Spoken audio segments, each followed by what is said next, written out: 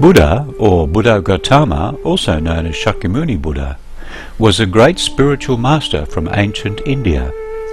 Born as Prince Siddhartha Gautama in 5th century BC, he would have naturally inherited the vast wealth of a kingdom. However, the prince one day left the palace life in search of spiritual knowledge. After years of contemplative seeking, the Buddha attained enlightenment under the Bodhi tree. He then shared the merits of his practice by providing a method for other sentient beings to be freed from the cycle of death and rebirth. The rich treasury of Buddha's spiritual teachings on universal truths are studied and revered to this day for their deep wisdom and compassion. Today we would like to share with you the sage teachings of the Buddha, Chapter 2 of the Sutra of the Lotus of the Wonderful Dharma, also known as the Lotus Sutra. The Sutra of the Lotus of the Wonderful Dharma, Lotus Sutra.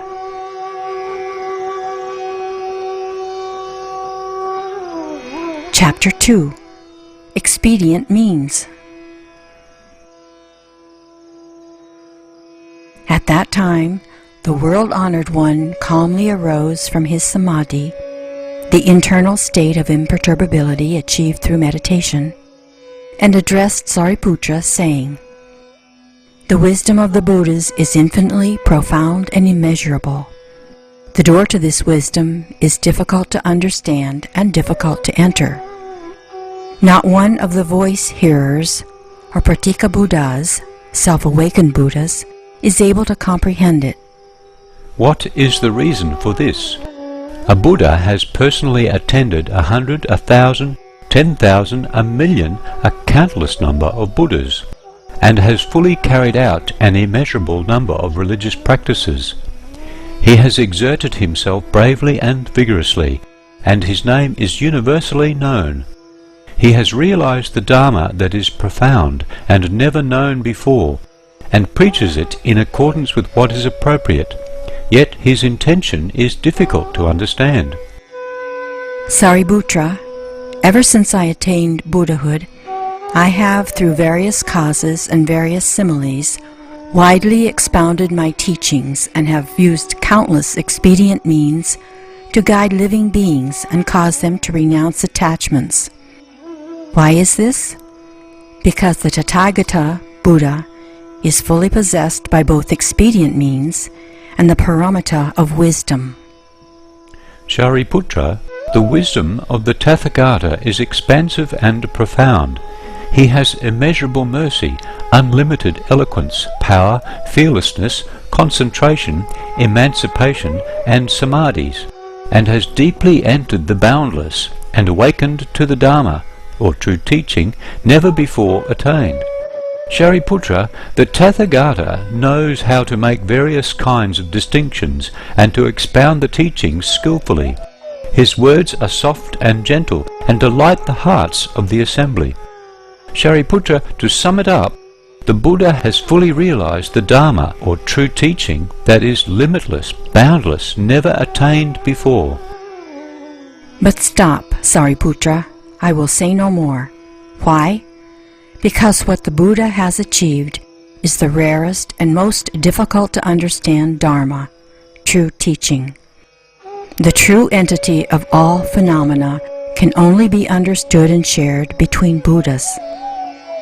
This reality consists of the appearance, nature, entity, power, influence, inherent cause, relation, latent effect, manifest effect, and their consistency from beginning to end.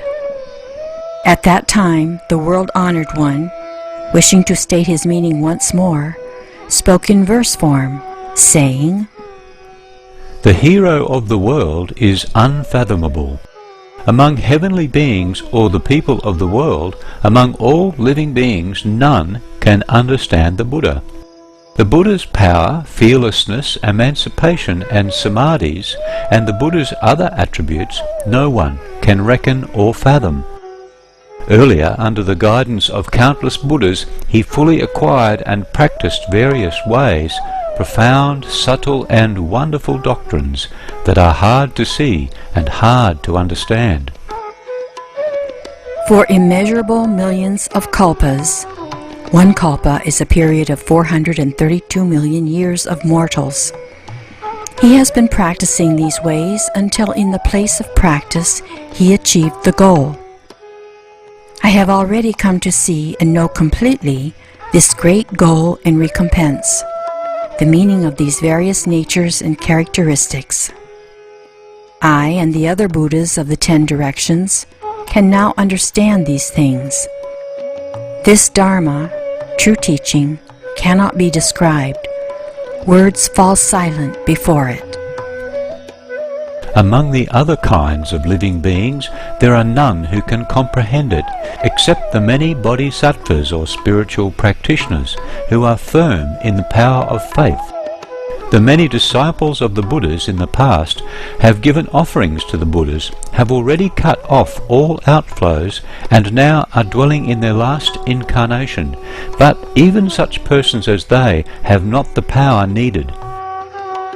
Even if the whole world were filled with men like Sariputra, though they exhausted their thoughts and pooled their capacities, they could not fathom the Buddha's knowledge.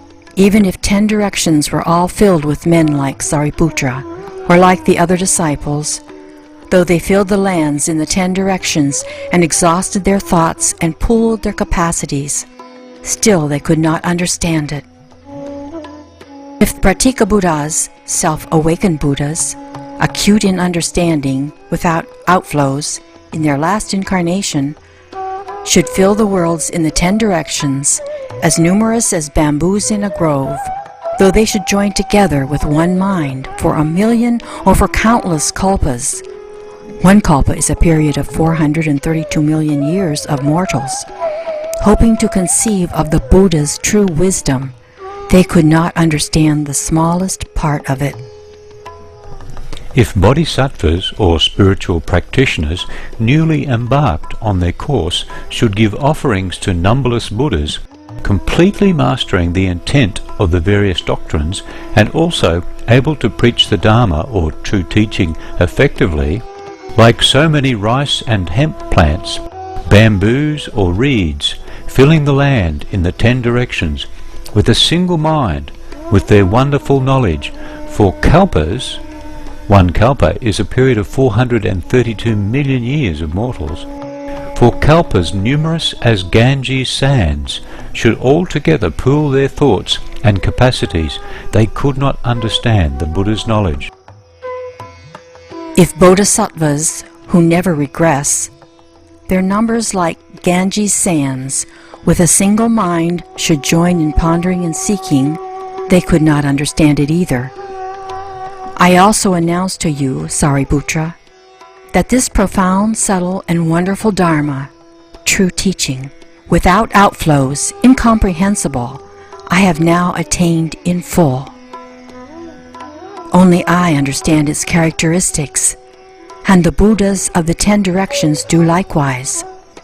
Sariputra, you should know that the words of the various Buddhas never differ. Toward the Dharma preached by the Buddhas you must cultivate a great power of faith. The world-honoured one has long expounded his doctrines and now must reveal the truth. I announce this to the assembly of voice-hearers, and to those who seek the vehicle of the Pratyeka Buddha or self-awakened Buddha. I have enabled people to escape the bonds of suffering and to attain nirvana, the highest paradise. The Buddha, through the power of expedient means, has shown them the teachings of the 3 vehicles, prying living beings loose from this or that attachment and allowing them to attain release.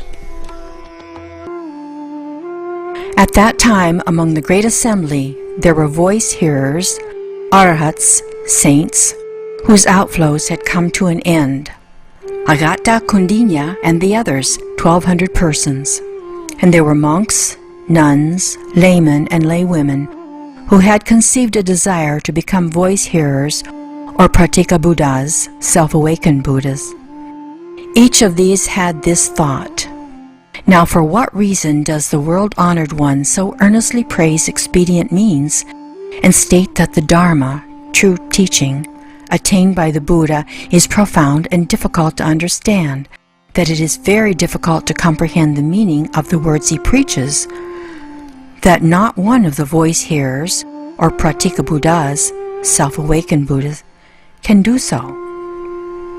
If the Buddha preaches but one doctrine of emancipation, then we too should be able to attain this Dharma, true teaching, and reach the state of nirvana, eternal bliss. We cannot follow the gist of what he is saying now. At that time, Shariputra understood the doubts that were in the minds of the four kinds of believers, and he himself had not fully comprehended. So he addressed the Buddha, saying, "World-honoured one, what causes and conditions lead you to earnestly praise expedient means, the foremost device of the Buddhas, the profound, subtle and wonderful Dharma or true teaching that is difficult to understand? From times past I have never heard this kind of preaching from the Buddha. Now the four kinds of believers all have doubts. We beg that the world-honoured one earnestly praise this Dharma or true teaching that is profound, subtle and wonderful, difficult to understand."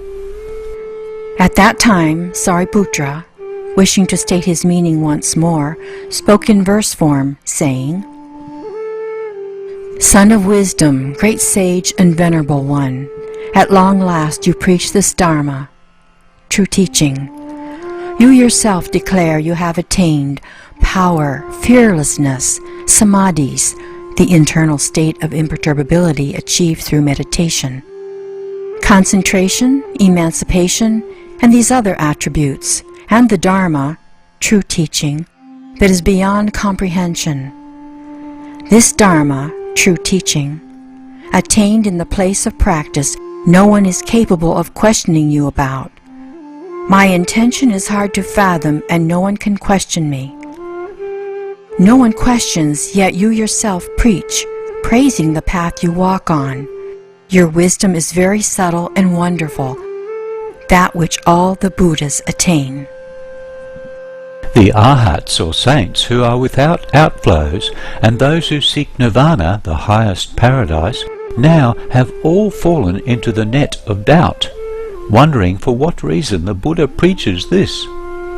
Those who seek to become pratyeka Buddhas or self-awakened Buddhas, monks and nuns, heavenly beings, dragons and spirits, along with the Gandharvas or demigods and others, look at one another, filled with perplexity, gazing upward at the most honoured of two-legged beings. What is the meaning of all this? I beg the Buddha to explain it for us. Among the assembly of voice hearers, the Buddha has said, "I am foremost," yet now I lack the wisdom to solve these doubts and perplexities.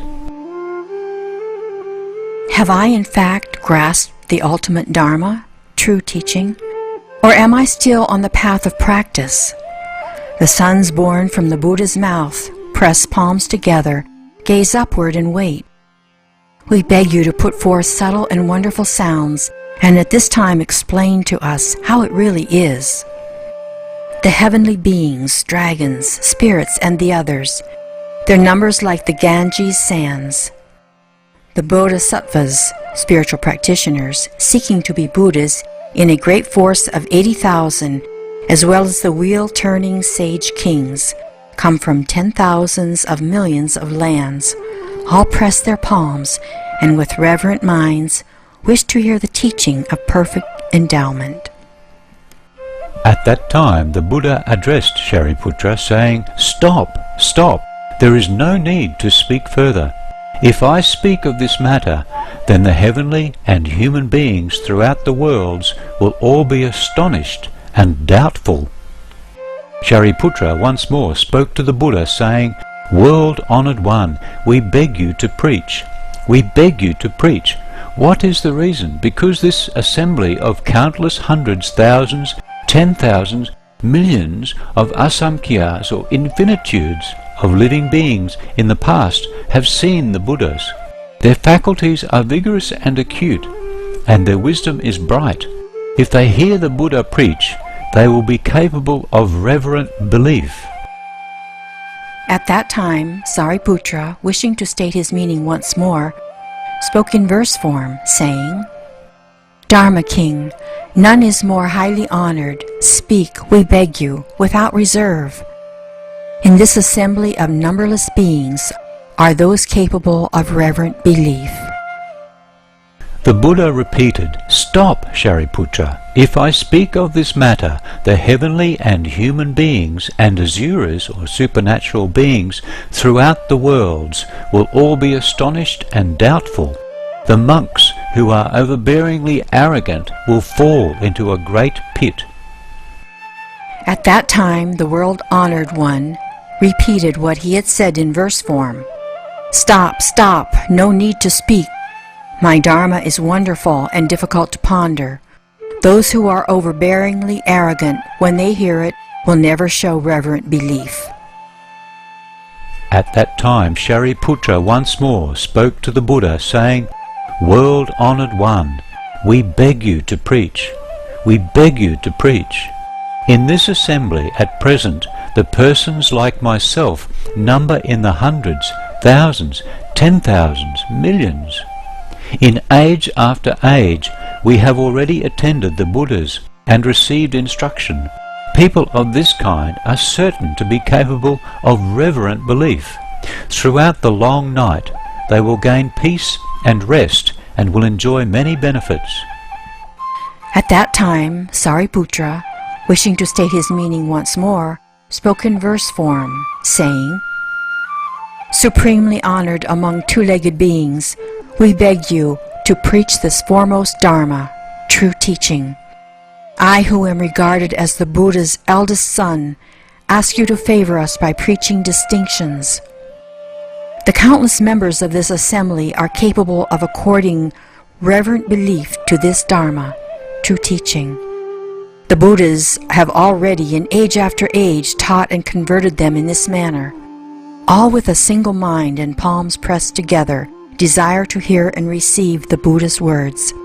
I and the other 1,200 of our group, as well as the others who seek to become Buddhas, beg that for the sake of this assembly you will favor us by preaching distinctions. When we hear this Dharma, true teaching, we will be filled with great joy. At that time the world-honored one said to Shariputra, 3 times you have stated your earnest request. How can I do other than preach? Now you must listen attentively and carefully ponder. For your sake I will now analyze and explain the matter. When he had spoken these words, there were some 5,000 monks, nuns, laymen, and laywomen in the assembly, who immediately rose from their seats, bowed to the Buddha, and withdrew. What was the reason for this? These persons had roots of guilt that were deep and manifold, and in addition they were overbearingly arrogant. What they had not attained, they supposed they had attained. What they had not understood, they supposed they had understood. And because they had this failing, they did not remain where they were. The world-honored one was silent and did not try to detain them. At this time the Buddha said to Shariputra, Now this assembly of mine is free of branches and leaves, made up solely of the steadfast and truthful. Shariputra, it is well that these persons of overbearing arrogance have withdrawn. Now listen carefully, and I will preach for you. Shariputra said, So be it, world-honored one, we are eager to listen. The Buddha said to Sariputra, A wonderful Dharma, true teaching, such as this is preached by the Buddhas, the Tathagatas, at certain times. But like the blooming of the Udumbara, a blue lotus that blooms once every 3,000 years, such times come very seldom. Sariputra, you and the others must believe me. The words that the Buddhas preach are not empty or false.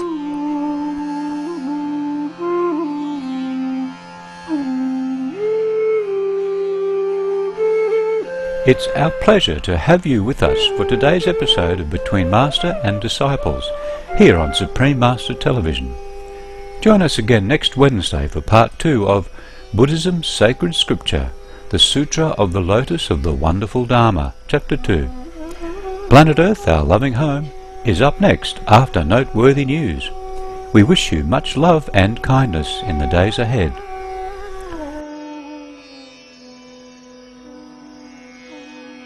For more details, please visit www.suprememastertv.com/BMD.